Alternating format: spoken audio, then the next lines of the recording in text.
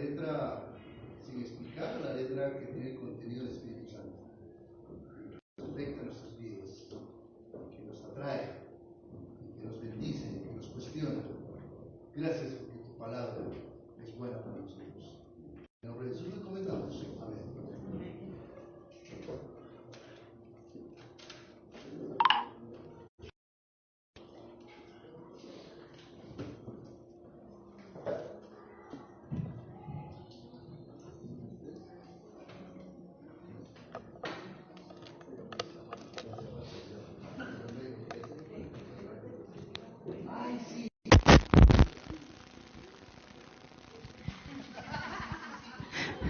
¿Trajeron la Biblia?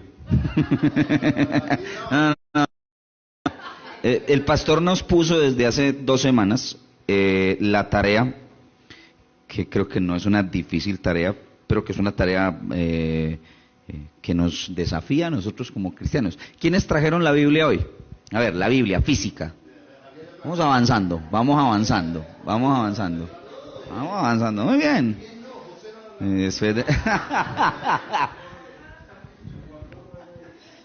Muy bien. Ahí está la cosa. Muy bien. Entonces, ahorita les digo cuál es el texto. Toda la congregación gritó. Entonces, y el pueblo lloró aquella noche. Se quejaron contra Moisés y contra Aarón todos los hijos de Israel. Y les dijo toda la multitud: ojalá muriéramos en la tierra de Egipto o en este desierto. Ojalá muriéramos. ¿Y por qué nos trae Jehová a esta tierra para caer a espada y que nuestras mujeres y nuestros niños sean por presa? ¿No nos sería mejor volvernos a Egipto? Y decían el uno al otro: designemos un capitán y volvámonos a Egipto. Números capítulo 14, versículos 1 al 4. El descalabro del pueblo de Dios. Volvamos a Egipto, es la expresión de Israel en el momento en el que traen el reporte los espías, diciendo que la tierra que Dios les había prometido, que Dios les había dicho que les daría, era una tierra tal cual como Dios dijo que se las daría. Inconveniente.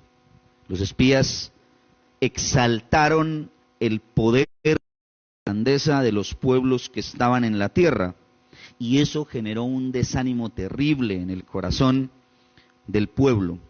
Israel deseó en ese momento devolverse hacia el lugar del cual Dios ha dado. Esa es una de las historias más terribles que nosotros podemos encontrar en la Escritura.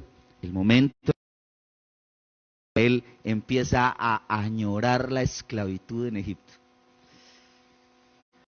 Los capítulos 1 al 11 del libro de Deuteronomio, que es básicamente hemos trabajado y que habíamos amenazado en la última predicación del libro de Deuteronomio, que ese era el último que íbamos a predicar de esa sección. Después de deliberar con el pastor y los hermanos que nos acompañan en el equipo de predicadores, decidimos que muy fuerte a 2 temas que se encuentran desarrollados de forma transversal en esos 11 capítulos, en el capítulo 1 al capítulo 11. Y esos 2 temas son los que vamos a desarrollar hoy, aunque ustedes se van a dar cuenta que no nos vamos a centrar en el desarrollo del 1 al 11, sino que vamos a agarrar 2 versículos del capítulo 11, los 2 últimos versículos para ser exactos, y a través de esos 2 versículos tratar de desarrollar la temática que de manera puntual nos compete con ese tema o con esos temas transversales. Por un lado, han marcado la relación de pacto entre Dios y su pueblo a partir del llamado a obedecer sus mandamientos. Usted va a encontrar del capítulo 1 al capítulo 11 todo el tiempo: guarden mis mandamientos, cumplan mis mandamientos, vivan en mis mandamientos, obedezcan mis mandamientos. Va a ser la obediencia, va a ser la parte que le va a corresponder al pueblo de Israel. Pacto, y por eso Dios se lo entrega, le dice: mire, ustedes tienen que obedecer. Y en esa obediencia Dios le está diciendo al pueblo: miren, este es el medio de gracia por el cual yo los voy a, como el desarrollo, uno de los temas transversales, el tema de la obediencia. Y un segundo aspecto que se va a desarrollar o que se desarrolla en 11 capítulos del 1 al 11, es el tema de la tierra. Todo el tiempo el tema de la obediencia está ligado de manera puntual a cuando entren en la tierra, cuando posean la tierra, cuando Jehová los haya introducido dentro de la tierra. Entonces, ambos temas o ambas temáticas se van a desarrollar o se han desarrollado en los capítulos 1 al capítulo 11 de Deuteronomio, específicamente con el tema de la tierra, su valor y su significado para Israel y para el pueblo de Dios por las generaciones. Así que Deuteronomio capítulos 1 al 11 y específicamente los versículos que vamos a leer nos van a permitir ver dos elementos fundamentales de la relación del pacto entre Dios y su pueblo: la obediencia a la ley, la bendición de la tierra. Deuteronomio capítulo 11 versículos 31 y 32. Leo en versión Reina Valera del 60. Porque vosotros pasáis el Jordán para ir a poseer la tierra que os la tomaréis y habitaréis en ella. Cuidaréis, pues, de cumplir todos los estatutos y los decretos que yo presento hoy delante de vosotros. Dos elementos fundamentales en la relación de pacto entre Dios y su pueblo: la obediencia a la ley y la bendición de la tierra. Ustedes notarán que el texto está escrito, primero, la manera en la que el texto está escrito, primero se desarrolla el tema de la tierra y finalmente se desarrolla el tema del cumplimiento o de la obediencia a los mandamientos que Dios le da a su pueblo Israel. Pero para efectos de la propuesta que vamos a tener, y vamos a dar un énfasis del por qué se va a dar o se va a presentar la predicación de esta manera, vamos a voltear los dos elementos, o sea, vamos a hacer un cambalache, ¿sí? Vamos a pasar del versículo 32 y posteriormente del versículo 31, ¿ok? El desarrollo de nuestra predicación en esta tarde.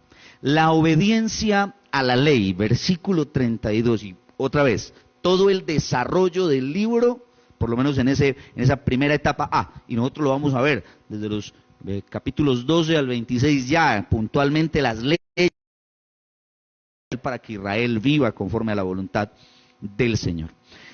¿Por qué primero la obediencia y luego la bendición? Esa sería como la pregunta. ¿Usted por qué me está haciendo un cambalache en el texto? El texto no está escrito de esa manera para que se enseñe, para que se predique y para que se instruya de esa manera. Bueno, no siempre la escritura se enseña exactamente de la forma en la que está escrita paso por paso. Uno muchas veces toma diferentes elementos y los presenta de acuerdo a los énfasis que quiere presentar. Entonces, una de las razones es esa, pero hay una razón mucho más de peso frente a eso. Y es que cuando Dios hace el pacto con Israel, o cuando Dios invita a Israel a entrar en pacto con él, Éxodo capítulo 19, pues ya pasaron todo el Éxodo, ya llegaron al Sinaí, ya están en la presencia del Señor, y Moisés sube y habla con el Señor, y el Señor le manifiesta su pacto a Moisés para que a su vez se lo lleve o se lo presente al pueblo. Cuando eso pasa, capítulo 20 son los mandamientos. Entonces, antes de el tema de la tierra, Dios va a hablar de el cumplimiento del pacto, de cómo el pacto se va a desarrollar. y va a hablar de la parte que le corresponde a Israel. Dios le dice en Éxodo capítulo 19 a Israel, yo soy su Dios y ustedes van a ser mi pueblo. Ese es como el pacto, ¿sí? Esa va a ser la relación que vamos a desarrollar a partir de ahorita, de acuerdo a lo que Dios le plantea a su pueblo. Pero inmediatamente para hacer válido ese pacto, para llevar a cabo ese pacto, para darle una movilidad a ese pacto, Dios le dice a Israel, ustedes tienen que vivir de esta manera. Éxodo capítulo 20, los mandamientos. Entonces, Dios le está planteando a Israel que su relación, la relación de pacto, se fundamenta en eso. Yo voy a ser su Dios, ustedes van a ser mi pueblo y por lo tanto deben vivir conforme a lo que soy yo. ¿A quién soy yo en medio de ustedes? Si ustedes notan, el capítulo 12 del libro de Deuteronomio, que es el que sigue al texto que estábamos leyendo ahorita, tiene esa misma dinámica. Estos son los estatutos y decretos que cuidaréis de poner por obra en la tierra que Jehová, el Dios de tus padres, te ha dado para que la tomes en posesión, para que tomes posesión de ella todos los días que vosotros viviréis sobre la tierra. Aquí se está volteando. Nosotros estamos haciendo la predicación en esa misma dirección y el versículo 1 del capítulo 12 lo presenta en esa misma línea. Primero los mandamientos y después la posesión de la tierra. Ese es ¿por qué? Porque inmediatamente después a este pueblo, ya no el de Éxodo, sino el pueblo que está presto, listo para entrar a la tierra prometida, a este pueblo Dios le da una serie de mandamientos específicos que ni siquiera se encuentran en el libro del Éxodo, por ejemplo. Son una serie de mandamientos específicos que están, que identificarán a Israel en ese proceso y que lo diferenciarán, ¿sí? O lo mostrarán como diferente cuando entren en la tierra prometida, la tierra que Dios le dio a su pueblo. Aquí encontramos un desafío enorme para el pueblo de Dios y es parte de lo que necesitamos reflexionar. Estoy tratando de incluir tanto a Israel como a la iglesia, ¿sí? El pueblo de Dios por todas las generaciones. ¿Cómo obedecer fielmente cada uno de los mandamientos? Y aquí el chicharrón, bueno, el problema que vamos a tener va a ser cuando estemos tomando mandamiento por mandamiento en el desarrollo de los capítulos 12 al 26. Usted se va a dar cuenta que hay unos mandamientos que usted dice, ¿sí? Entonces, ¿cómo obedecer fielmente a cada mandamiento? Otra pregunta frente a ese desafío que nos imprime el hecho de cumplir los mandamientos. ¿Cómo ser fiel a Dios con cada punto minucioso de la ley? Está ahí la cosa. Cada mandamiento y cada puntito de la ley. Nos vamos a dar cuenta que hay leyes que nosotros de alguna manera decimos, sí, esto aplica para nosotros, pero hay otras leyes que están definitivamente en el marco cultural de Israel, en el marco histórico de Israel y que tienen que ver con la entrada a la tierra de Canaán. Entonces, eso nos imprime un desafío a nosotros. Así que la pregunta que sigue es muy válida con relación a esas dos primeras. ¿Son obsoletos para la iglesia los mandamientos del Antiguo Testamento? Han entrado son obsoletos, ya no se aplican para la iglesia. Son preguntas que nosotros vamos a tener que desarrollar en medio de esto. Cuidarán de poner por obra todos los estatutos y decretos que yo presento hoy delante de vosotros. Voy a hacer una pregunta a las personas que están en esta tarde en medio de nosotros como iglesia. Sea honesto.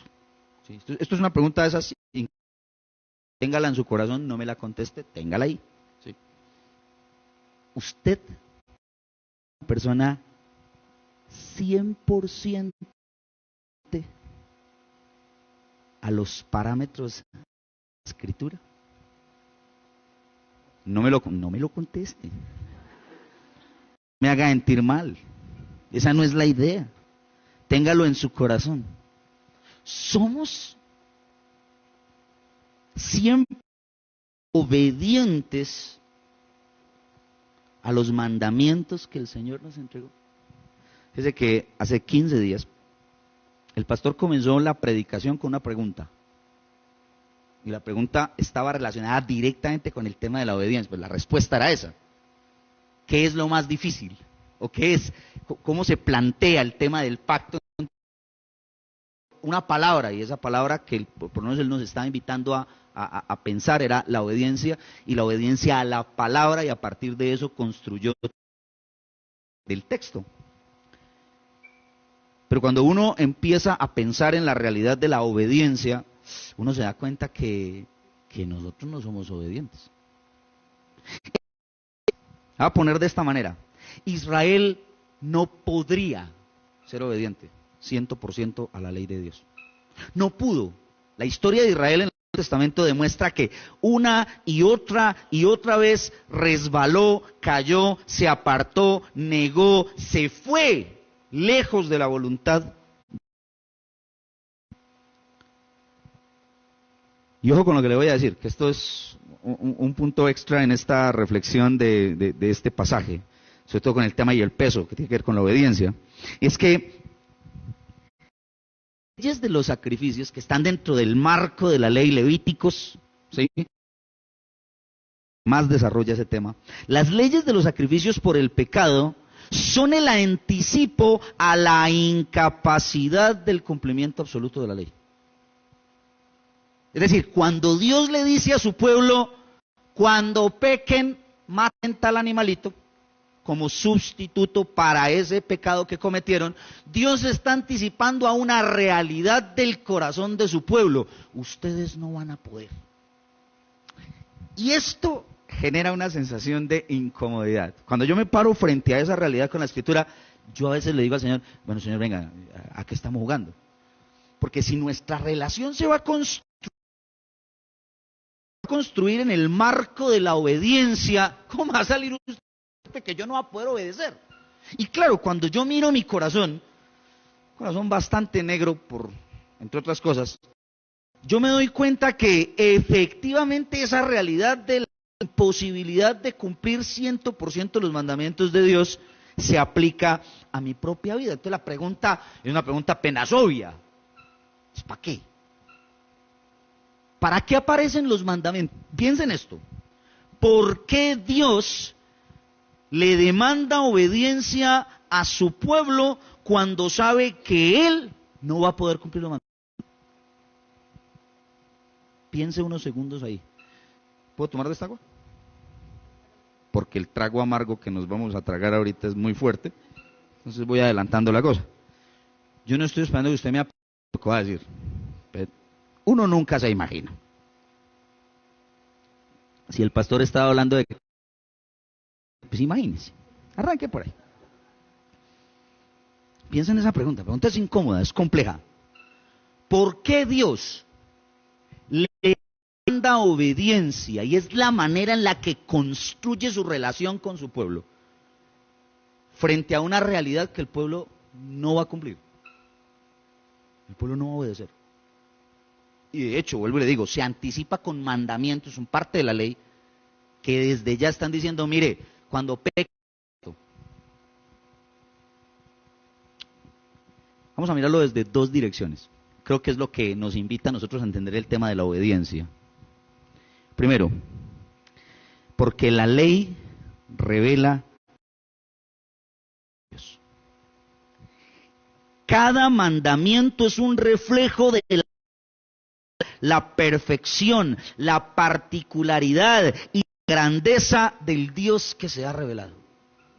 La ley aparece en la escena de Israel para decirle a Israel: miren, este soy yo, Dios perfecto, santo, glorioso, poderoso, eterno, sublime, superior, totalmente. No hay manera de que ustedes se puedan igualar o que algo se pueda igualar a mí. La ley, regalo de Dios para revelarnos su carácter, su santidad, su perfección. Y la segunda dirección, la ley revela la necesidad profunda del ser humano. Porque cada mandamiento muestra la realidad del corazón del hombre y eso lo lleva indefectiblemente a depender de Dios. La ley se le revela a su pueblo, Dios le revela su ley a su pueblo con el propósito de que Israel lo conozca a Él y tenga una relación estrecha con Él y camine con Él y sepa que Él es Dios, pero que es un Dios santo, que es un Dios glorioso, que es un Dios poderoso. Y a la vez, en esa misma dimensión, en esa misma realidad, Dios le dice a Israel: ustedes me necesitan. La ley desnuda el corazón, eso es lo que dice Pablo en Romanos capítulo 7. La ley llegó para decirnos y para mostrarnos las debilidades humanas, para mostrarnos lo pobres que somos nosotros en nuestra. Esto es lo que abre el telón de la gracia. De manera irónica, el llamado a la obediencia de la ley que usted y yo no podemos cumplir abre el telón de la gracia. Israel lo viviría a la llegada de aquel que sí cumpliría con todos los parámetros de Gálatas capítulo 3. La ley es la nana, el ayo, la que acompaña al pueblo de Dios hasta la manifestación de Jesucristo, el cumplidor perfecto de la ley de Dios. Jesús aparece en escena para decir: donde ustedes no pueden, yo sí puedo. En lo que ustedes son incapaces, yo sí puedo. Mateo capítulo 5, versículo 17. Yo no vine para abrogar la ley, yo vine para cumplirla. Es nada más y nada menos que el cumplidor perfecto, perfecto a la ley de Dios, el que cumple cada realidad, cada estatuto de la ley en la persona de Jesucristo. Así que aquí nosotros tendremos que entender que lo que Jesús está planteando, por ejemplo, en el Evangelio de Mateo, no es una red. Cuando dice: ustedes oyeron que fue dicho, pero yo les digo. Hoy estoy con la lengua trabada. Redefiniendo la obediencia. Jesús le está hablando del principio de la ley a su pueblo y del alcance de ese cumplimiento de la ley. La ley no es solamente una letra literalista que se cumple, la ley es amplia. Ustedes oyeron que fue dicho: no matarás, pero yo les digo que si usted le dice tonto a su hermano es casi lo mismo. Ustedes se les dijo: no cometan adulterio, pero si usted mira a una mujer y la desea, la codicia en su corazón, ya adulteró con ella. No es una redefinición de la ley, es un marco del principio de la ley. Eso muestra, una vez más, la imposibilidad del ser humano de cumplir esa realidad y de ser obediente a la ley de Dios. ¿Qué hacemos entonces con esa aparente contradicción entre la realidad de no podemos cumplir nosotros con la ley y el llamado de Dios al cumplimiento de la ley?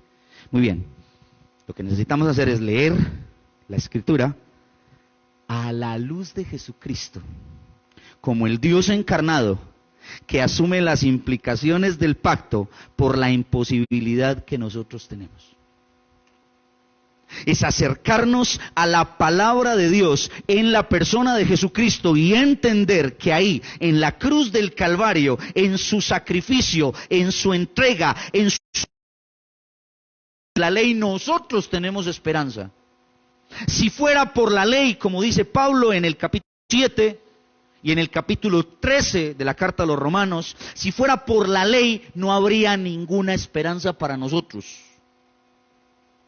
La ley abre la expectativa de qué es lo que Dios va a hacer con un pueblo que no tiene la capacidad de obedecer de manera directa a los parámetros y a los mandamientos legalistas. Ahora, yo voy a dar un ejemplo concreto en la Escritura, desde la Escritura, que nos permite a nosotros entender esto. Alguna vez leyendo a alguien en redes sociales, hablaba que Jesús había violado todas las leyes. del Antiguo Testamento. ¿Usted alguna vez ha leído eso? Jesús vino a violar, que finalmente fue a violar la ley, ¿cierto? Que se fue en contra de la estructura religiosa judía. Vea, lo primero que le tengo que decir es que lea bien la Biblia. Sí. Lea bien la Escritura y trate de entender los principios que se presentan en cada una de las realidades y actuaciones y actitudes que asume Dios en la revelación del Antiguo Testamento y del Nuevo Testamento. Vamos a explicar de esta manera. Jesús va por las aldeas predicando, su fama empieza a correr y se le aparece un leproso. ¿Sí? Mateo lo presenta en el capítulo 8, después del Sermón del Monte. Entonces, se le aparece un leproso y le dice, si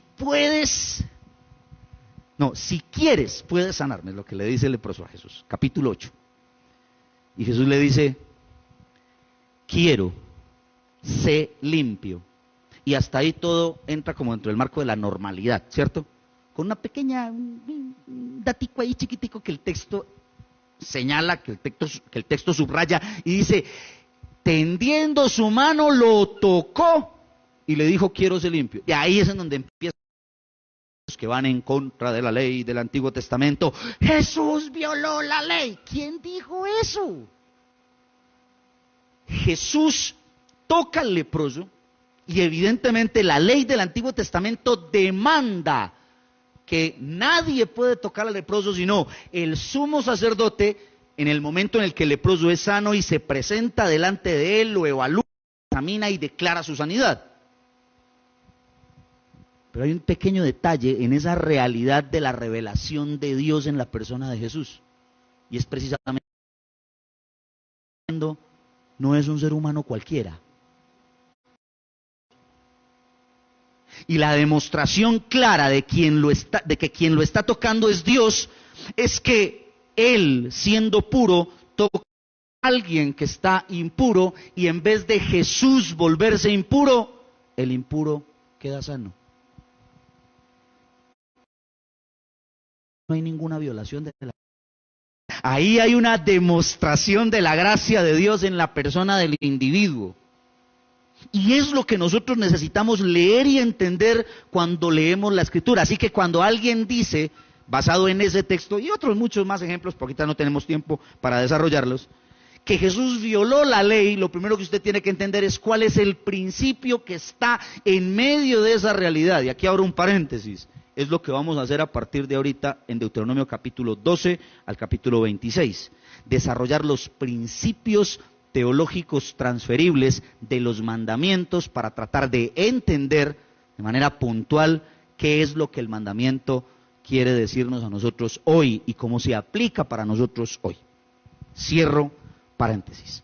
El pacto se fundamenta en la obediencia por la santidad de Dios, pero en nuestra incapacidad, Cristo aparece para ser el cumplidor y mediador del pacto. ¿Eso qué significa? Que Cristo es nuestra esperanza. Él obedece donde nosotros no podemos y nos llama a depender para acercarnos a Él. El desafío del Evangelio, este es el Evangelio de Jesucristo, se plantea desde esa realidad. Cumplimiento perfecto de la ley, la persona de Cristo Jesús. Nosotros, sujetos a Él, caminando con Él, viviendo en Él, adorándolo a Él, entendemos las implicaciones de ese cumplimiento y lo que eso implica para nosotros. Voy a dar algunos ejemplos para que podamos más o menos entender hacia dónde voy con el tema de la obediencia en Cristo Jesús. Nosotros, en medio de nuestras incapacidades, somos pecadores. Ahorita hice la pregunta, ¿quién cumple el 100% de los mandamientos? Todos guardaron silencio, a excepción de una persona que quiso confesar. Dijo, yo, pues yo no los guardo. Todos somos pecadores. Si nosotros si tuviéramos un escáner aquí, y viniéramos pasando por cada uno de los que estamos aquí, usted no se imagina lo que se vería en esa pantalla. Ahí no diría, este es el Evangelio de Jesucristo, sino Dios mío bendito. Aparecería Jesús echándose la bendición. Esa es la realidad. Pero cuando nosotros nos acercamos a Cristo y caminamos con Cristo, somos desafiados en su perfección a sujetarnos a Él. Mira lo bonito.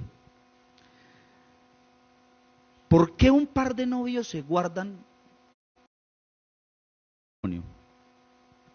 que aman al Señor? Porque no tienen tentación. Ja. Brincochucho. Sí. 5 años y medio, mi hijo, le gané. ¿Por qué uno se guarda hasta el matrimonio? Porque no siente deseos de acostarse con la novia. No. Nos guardamos porque por el poder del Espíritu, la persona de Jesucristo, en medio de nuestras luchas y a pesar de nuestras tentaciones, podemos llegar al altar y decir, lo logré. Eso es un milagro. Que en este tiempo, que en esta época, 2 muchachos lleguen guardándose el uno al otro hasta el matrimonio y digan, esta mujer es para mí y este hombre es para mí, de manera concreta, respetándose el uno al otro, y lleguen de una manera pura al santo matrimonio, es un milagro. Nosotros muchas veces no lo leemos de esa manera. Que un muchacho de 16, 17 años esté hoy aquí y no esté en el estadio boleando, es un milagro. O no esté en la esquina consumiendo algún tipo de estupefacientes, es un milagro de Dios. En la persona de Jesús, en la vida de cada uno de aquellos que le aman y le siguen. El cumplimiento de la obediencia nos habilita a nosotros para caminar en fe a pesar de nuestras debilidades. Ese es el desafío de la obediencia para la iglesia en este tiempo. ¿Por qué un esposo es fiel a su esposa? Porque después de que se casó le dejaron de gustar las mujeres y la única bonita es la esposa. Por favor. Los varones que están aquí presentes, señoras, las damas que están aquí presentes, que ya están casados, les son fieles a sus respectivas parejas única y exclusivamente por la gracia de Dios. No porque sean los más duros, pues cuerpos gloriosos. Vuelvo y le digo, si estuviera aquí el escáner y viera nuestros pensamientos, diríamos otra cosa. ¿Por qué una persona sirve en la iglesia? ¿Por qué saca de su tiempo y de manera gratuita viene, sirve? Incluso a veces se gana insultos de la gente de la comunidad por servir. Y uno dice, esto es tremendo, ¿y por qué hace eso? Porque caminando con Cristo, poniendo su mirada en lo que Cristo ha hecho, está habilitado para hacerlo. Es la gracia de Dios que nos lleva a obedecer por lo que Cristo hizo en la cruz del Calvario, no por sus fuerzas, ni por mis fuerzas. Porque Pablo pudo llegar al final de su vida y decir, he peleado la buena batalla, he ganado la victoria, solo me espera la corona de gloria. ¿Por qué? Porque Pablo era muy bueno. Léase el capítulo 7 del libro de Romanos para que se dé cuenta cuando él dice, miserable de mí, ¿quién me librará de este cuerpo de muerte? Pablo llega hasta el final por la gracia de Dios. Por la obediencia de Cristo en la cruz del Calvario, usted y yo, en dependencia de Él, podemos vivir conforme a su voluntad. La obediencia, mis queridísimos hermanos, no se basa en el esfuerzo humano, no nace en el esfuerzo humano, nace en la dependencia de Dios y específicamente en la persona de Cristo. La obediencia es fruto de la dependencia de Jesús. Apartados de mí, nada pueden hacer. La cena que está aquí servida en esta noche y que va a ser un espacio central y la palabra es central, pero la cena va a ser un momento precioso para nosotros ahorita que vamos a pasar a comer de la cena. La cena es una demostración de la obediencia de Cristo a lo que Dios quiso hacer en él. Cuando Cristo aparece en la escena y camina en medio de este mundo y entrega su vida, se sujeta al Padre. Y cuando usted lo ve en Getsemaní, arrodillado, orando, pidiéndole al Padre, si es posible, pase de mí esta copa, pero no se haga lo que yo quiero, sino lo que tú quieres, es una demostración de que en su obediencia perfecta nosotros tenemos esperanza. Esa es la cena del Señor. La obediencia de Jesús le da apertura al pueblo de Dios para decir, hay esperanza, hay vida. Ese es el Evangelio de Jesucristo. No se trata de perfección. No podemos. Él es el único perfecto. Pero nos invita a caminar de su mano para que por su gracia nos dé esperanza y vida eterna. Segundo elemento, la bendición de la tierra. El segundo elemento transversal que aparece en este pasaje es el tema de la tierra, en esta sección, es el tema de la tierra. Y aquí la pregunta clave para nosotros como pueblo de Dios es, ¿y eso qué significa para nosotros hoy? ¿Qué significa la tierra para el pueblo de Dios por todas las generaciones? Vamos por partes. Para Israel es nada más y nada menos que el cumplimiento de lo que Dios ha dado después de una espera de más de 400 años hasta el Éxodo y 40 años caminando por el desierto. Esa es la realidad. Finalmente, piensen en lo siguiente: Israel ha caminado, Dios lo saca de Egipto y lo lleva por el desierto y vive la experiencia del desierto 40 años. ¿Con qué fin? La tierra aparece en escena como un regalo de Dios para la esperanza de Israel, lo que Dios le va a regalar a Israel a través de Canaán. Así que vamos a ver, por lo menos, puede haber más, pero por lo menos es lo que yo trato de entender desde la realidad del cumplimiento de lo que Dios ha dicho en la entrega de la tierra. Vamos a mirar algunos de los significados que tiene la tierra de Canaán para el pueblo de Israel. Canaán representa el cumplimiento de las promesas de Dios. Canaán representa el cumplimiento de las promesas de Dios. La herencia prometida a los patriarcas por la gracia de Dios. Deuteronomio puede llevar como título: Dios cumple promesas. Dios cumple promesas. Imagínense eso. Este pueblo ha caminado por el desierto 40 años, están cansados, están abatidos, han vivido diferentes situaciones, han vivido la clemencia del tiempo. Y otra vez, como lo he dicho en otros momentos, una cosa es cuando uno lee 40 años aquí leído y eso suena normal. Ahorita lo decía el pastor. Usted dice, vamos a orar por Samuel, desde aquí eso suena fácil. Viendo Samuel, la experiencia que están viendo los papás es otra cosa.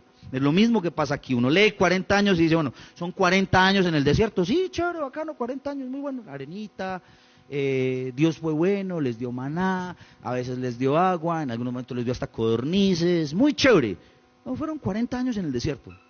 40 años en la aridez, 40 años de cansancio, 40 años de fatiga, 40 años de soportar los embates del tiempo, las tormentas del desierto, la arena, la escasez. Dios los sostuvo, pero fue un tiempo durísimo para Israel. La expectativa de la tierra tiene que ser algo exageradamente bueno, y es más, cuando les dicen, es una tierra de la que fluye leche y miel. En el desierto no se puede cultivar. Le están diciendo, la tierra a la que ustedes van a entrar es una tierra buena. Y ellos ya sabían eso, porque ellos habían visto, habían escuchado, lo leímos ahorita en Números 14, habían escuchado el parte de los espías de que la tierra efectivamente era como Dios la había descrito, que era una tierra buena, tierra de arroyos, tierra de vides, tierra de uvas grandes, de higos grandes. Era una tierra buena. Piense en la expectativa de Israel ahí, a las puertas de la tierra prometida, listo para entrar.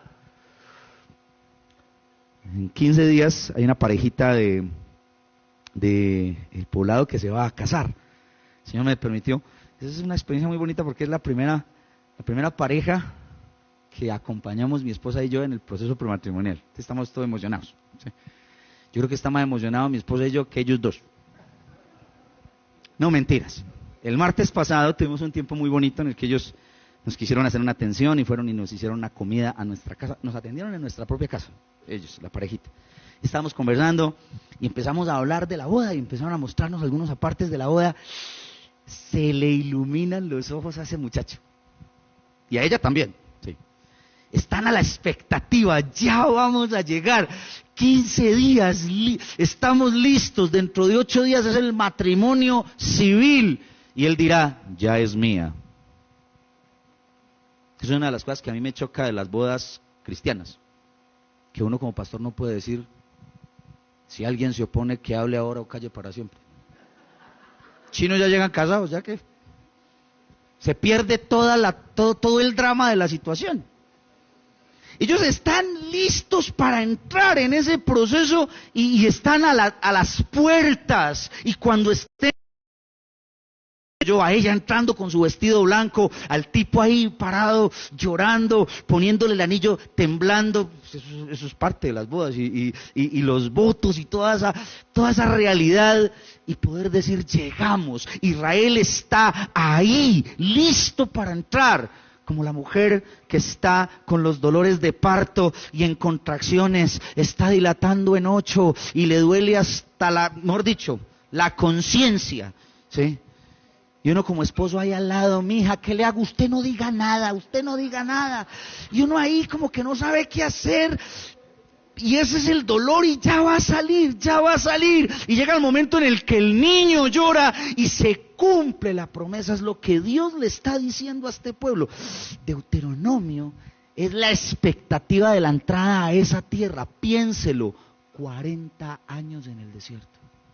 Más todo el tiempo que estuvieron de esclavos en Egipto. 40 años y están viendo la tierra ahí. Una segunda dirección en la que se puede ver este cumplimiento de lo que representa Canaán para el pueblo de Dios. Canaán representa la provisión de Dios para su pueblo. Dios sostiene, Dios es el que da. No solamente cumple su palabra, cumple sus promesas, sino que Dios es el que da la provisión. Dios es el que alimenta, Dios es el que sostiene a su pueblo. Se me viene a la mente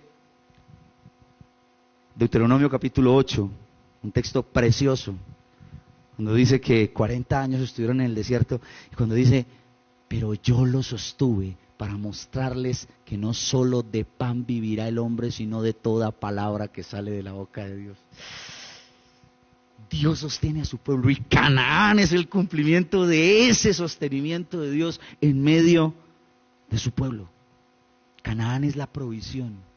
Canaán es Dios regocijándose con los suyos y alimentándolos. Qué bonitos Canaán para Israel. Una tercera dirección. Canaán representa el cumplimiento del pacto. Y este punto es bastante interesante, porque Dios le ha prometido a su pueblo habitar en medio de ellos. Éxodo capítulo 19. Ustedes serán mi pueblo y yo seré su Dios y yo voy a habitar en medio de ustedes, yo voy a tabernaculizar en medio de ustedes. La tierra de Canaán se convierte en el lugar del encuentro entre Dios y su pueblo. Dios se encuentra con Israel en Canaán, Dios llega al encuentro con Israel en Canaán. Allí levantarán el lugar que Dios les va a decir dónde deben hacerlo. Eso lo vamos a ver en el capítulo 12. Y allí Dios le dirá a su pueblo, vengan para el encuentro conmigo, adórenme. El anticipo ya lo había dado cuando se encontró con ellos en Sinaí. Cuando le dijo al faraón en Egipto, deja ir a mi pueblo para que vaya y me rinda culto. Ahora, Canaán se va a convertir en el lugar del gozo del encuentro con Dios, de la presencia viva de Dios, Dios en medio de su pueblo. Y eso es precioso. En la cuarta dirección, en la que Canaán, o que representa, y quizá uno de los puntos más fuertes de la tierra prometida, es que Canaán representa el reposo de la esclavitud, el reposo del desierto. Dios, después de todo el sufrimiento que ellos han vivido, primero como esclavos, después como unos nómadas divagando por el desierto, es llegar al lugar del descanso. Dios va a bendecir a su pueblo. Cuando uno lee esto de la tierra, uno le tiene que hacer la pregunta: ¿y eso qué tiene que ver con nosotros? Porque todo lo que usted acaba de decir, pastor, está muy relacionado con Israel.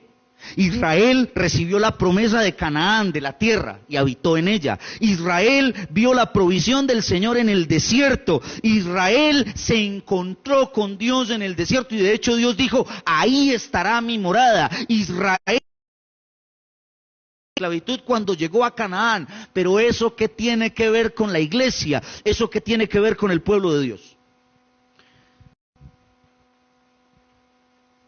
¿Ustedes recuerdan que cada culto de esta iglesia siempre termina con una palabra? ¿Qué significa Maranata para usted? Dos o tres que me definan cuál es el significado de Maranata para usted, para esos dos o tres. Ya, para mí Maranata, yo digo Maranata, porque el pastor dice que se tiene que decir Maranata. No. Me haga con ese cuento, porque si me sale con ese cuento, lo saco por la puerta. Me vuelvo bien legalista. No es un tema de obligación. ¿Qué significa para usted? ¿Qué significa para ti Maranata? Entonces, tres que puedan decir: para mí Maranata es esto. A ver, ya les dio sustico. Ahí sí. Piedad. La esperanza de que Dios vuelve. Qué belleza. Ven pronto, Señor Jesús. Bonito. Clarita. La manifestación gloriosa del reino de Dios. ¿Alguien más? Sin miedo. Cristo vuelve. Cumple su promesa del regreso. Eso es precioso. El encuentro. El estar delante, cara a cara con el Señor. Eso es maravilloso. Cuando nosotros nos paramos acá y decimos Maranata, no estamos hablando de como alguien no, como algunos han catalogado esa expectativa de que estamos en una sensación de escapismo de esta realidad. ¿Sí? Como Matrix. ¿Sí estudiaron Matrix? Matrix, la de Neo. Sí. Igualito. En la que los tienen que despertar de la realidad que están viviendo, porque hay otra realidad.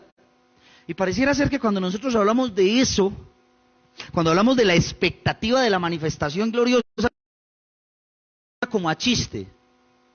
Pareciera ser que la realidad es esta. Y sí, esto es una realidad en la cual necesitamos vivir de la manifestación gloriosa de Jesús. Israel tuvo que vivir la experiencia del desierto. Israel tuvo que sufrir el desierto. Israel tuvo que pasar el hambre del desierto. Israel tuvo que enfrentar las dificultades del desierto. Pero sus ojos estaban puestos en la tierra. Maranata. Así que Dios cumple sus promesas. Sí, la palabra de Dios es veraz. Para nosotros la promesa de la tierra es que construye en la fidelidad de Dios y de para ellos era Canaán, para nosotros la Él nos ha dado la herencia del reino eterno que se manifestó con la primera venida de Jesús y se ha extendido hasta el momento en el que Él vuelva. Estamos viviendo los últimos tiempos, porque Cristo Jesús dijo: el reino de los cielos se ha acercado, arrepiéntanse y crean en el Evangelio. Dios es la provisión, Dios sostiene y alimenta.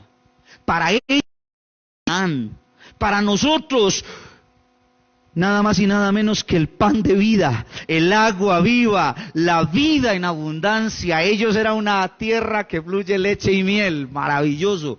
Para nosotros es el regocijo con el Señor. Él nos alimenta y nos dice: yo soy el pan que descendió del cielo. Eso es precioso.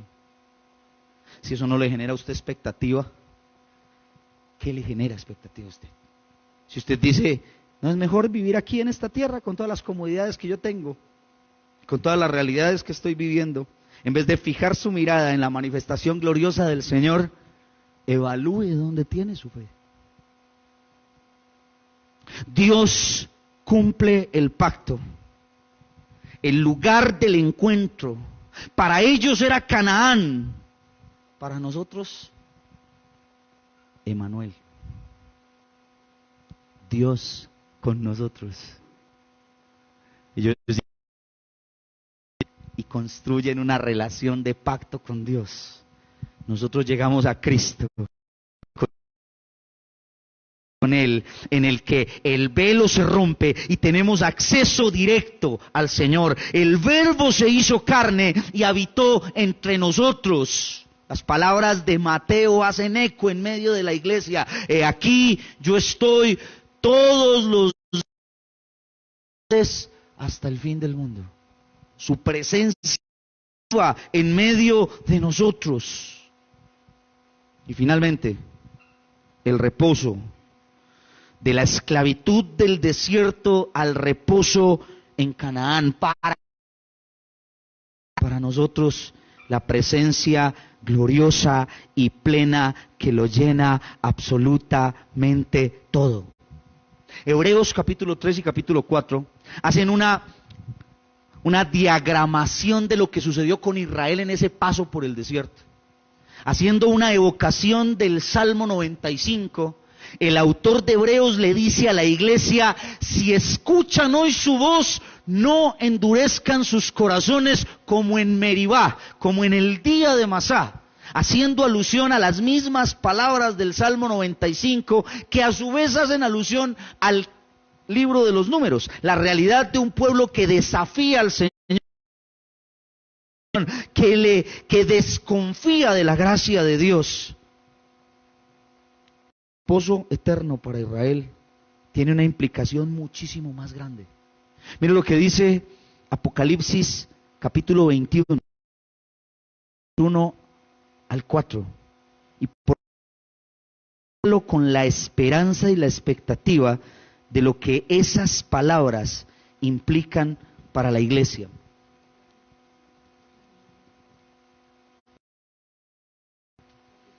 Capítulo 21. Versículos 1 al 4. Nuevo y una tierra nueva, porque el primer cielo y la primera tierra pasaron, y el mar ya no existe más.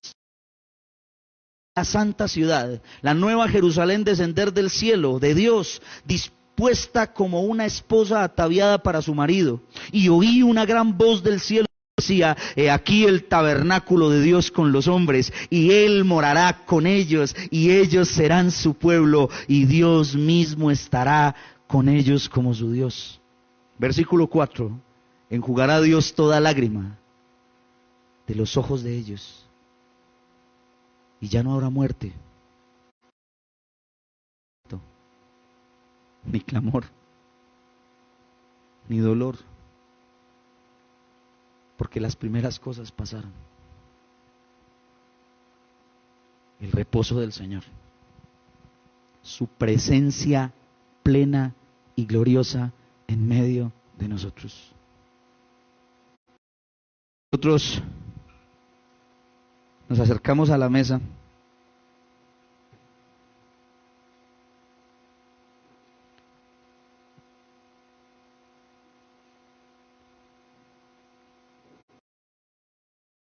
Tomamos el pan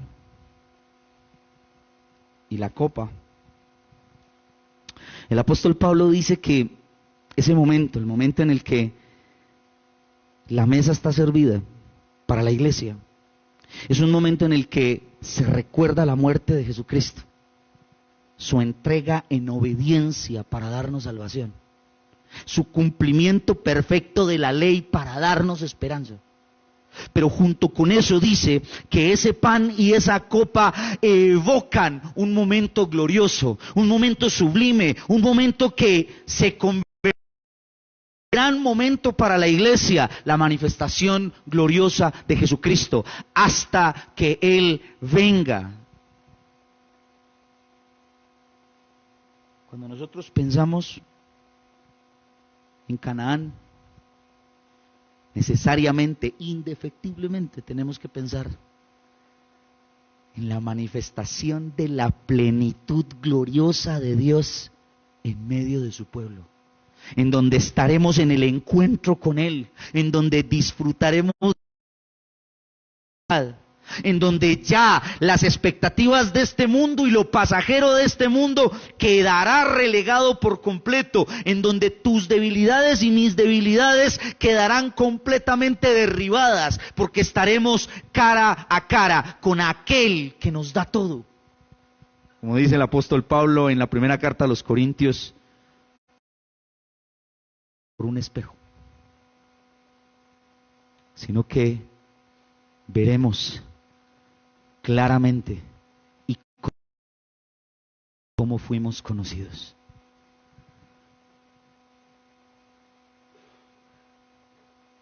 Deuteronomio capítulos 1 al 11, nos invitan a reconocer la obediencia a la ley como un fundamento básico, fundamental en la relación de pacto con Dios. Relación que se manifiesta de manera perfecta en la persona de Jesús. Pero Deuteronomio capítulos 1 al 11 también nos recuerda la bendición a su pueblo, que en su momento pero que por la eternidad representa la gloriosa y plena presencia de Dios para nosotros. Quiero invitarle para que incline su rostro.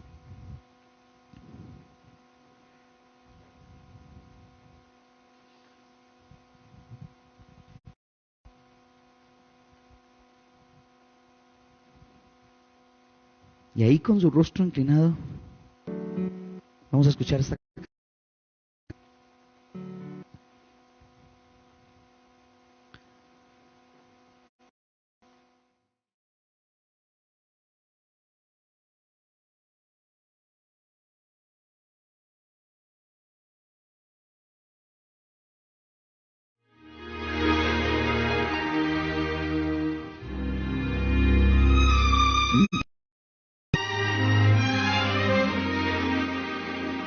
Quiero invitarle para que piense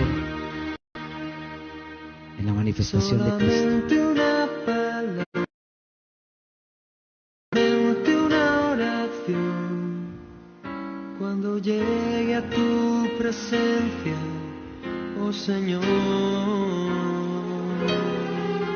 No me importa en qué lugar de la mesa me hagas sentar, el color de mi corona, si la llego a ganar. Solamente una palabra, si es que aún me queda duda, y si logro articularla, tu presencia.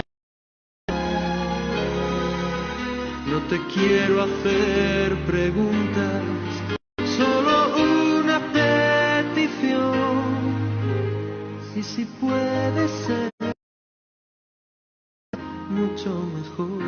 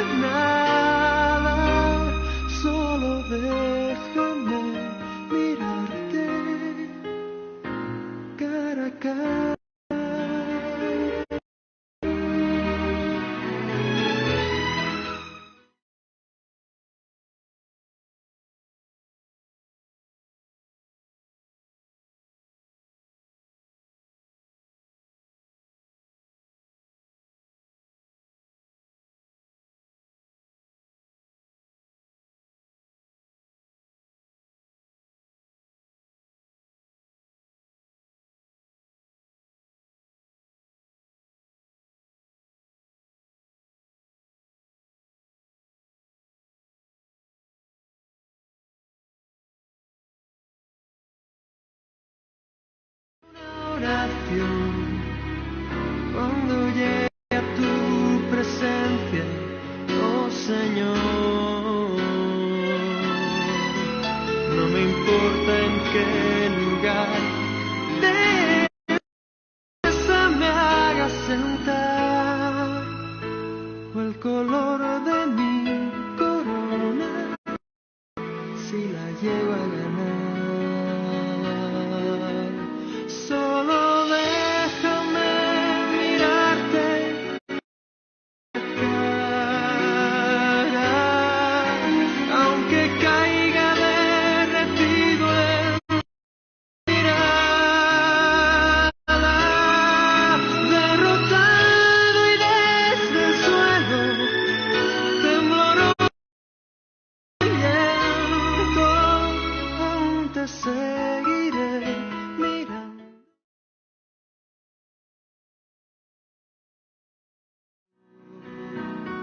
Cuando caiga ante tus plantas de rodillas, déjame llorar a tus heridas.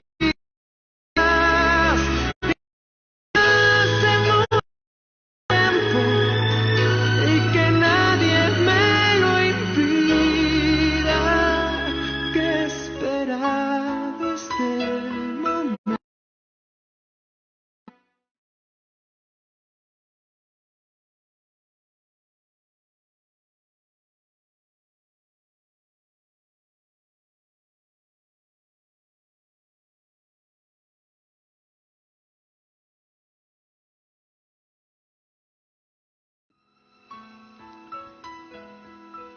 En esta noche reconocemos nuestra incapacidad de acercarnos a la mesa. Si hoy podemos tomar del pan y beber de la copa, es básicamente obedeciste hasta la muerte y muerte en la cruz. Y tu dolor se convierte en nuestra esperanza. Y tu obediencia se convierte en nuestra seguridad. Y tu sangre derramada se convierte en la que sella el pacto por la eternidad. Pero también tomamos la mesa para encontrarnos contigo una vez más. Por eso disponemos nuestro corazón en esta noche, Señor, porque entendemos que ese encuentro contigo, el encuentro con el Dios glorioso que se ha manifestado desde la eternidad y por la eternidad, el encuentro con el Dios verdadero y sublime, hoy nos invita a nosotros a mirar hacia el futuro con esperanza. Nosotros decimos Maranata en este lugar. Cajón, Señor.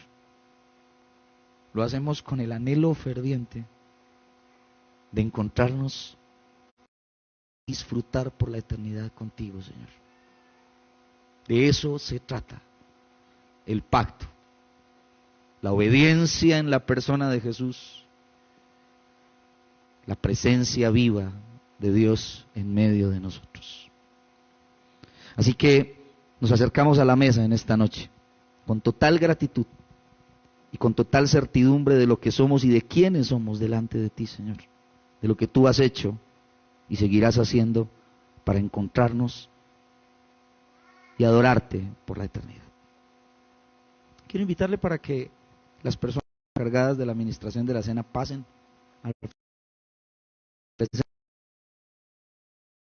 y de una manera respetuosa, y sé que estamos un poquito pasados del tiempo, podamos pasar uno por uno, tomemos del pan, regresemos a nuestro lugar y juntos comamos del pan y bebamos de la copa en gratitud en esta noche.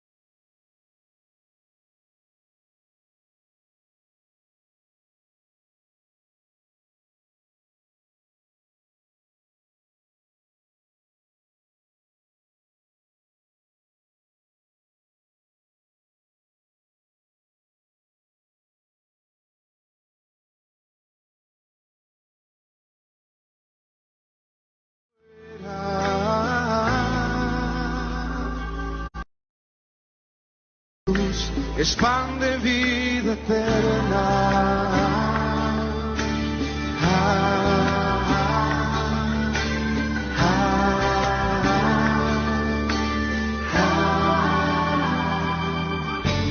Cuando mi fe y siento desfallecer, cuando no puedo seguir y faltan mí.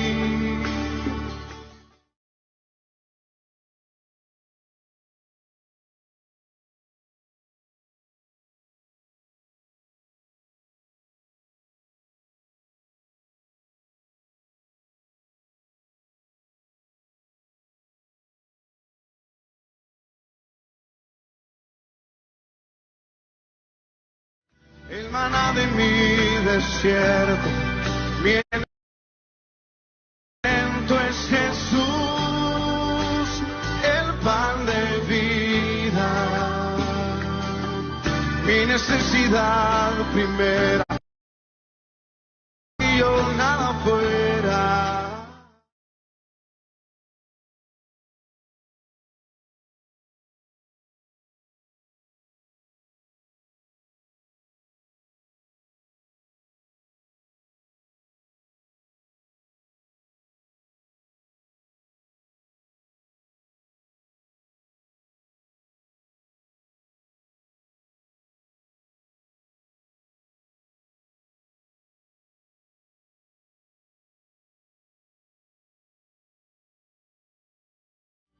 Y sin ti yo nada fuera, porque Jesús es pan de vida eterna. Muy bien.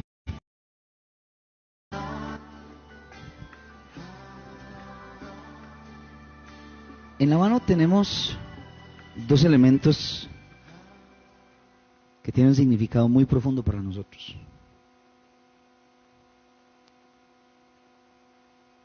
El pan significa el cuerpo de Cristo. Como dice el apóstol Pablo, porque yo recibí del Señor lo que también les he enseñado, que tomó el pan y habiendo dado gracias lo partió y dijo, tomad, comed, este es mi cuerpo que por vosotros es partido. Haced esto en memoria de mí. Comamos el pan, recordando el sacrificio de Cristo en la cruz del Calvario.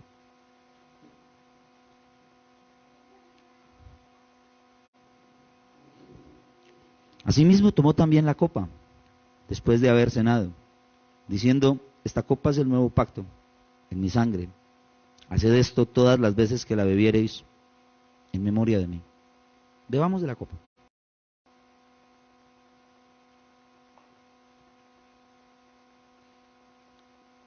Así pues, todas las veces que comiereis este pan y bebiereis esta copa, la muerte del Señor anunciáis hasta que Él venga.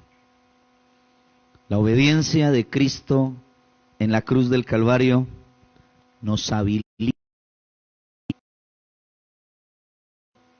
de su regreso, de su manifestación gloriosa. Por eso, y espero que con una emoción profunda en nuestro corazón por el significado de esa verdad, hoy digamos con más fuerzas que nunca, Maranata. Que el Señor los bendiga.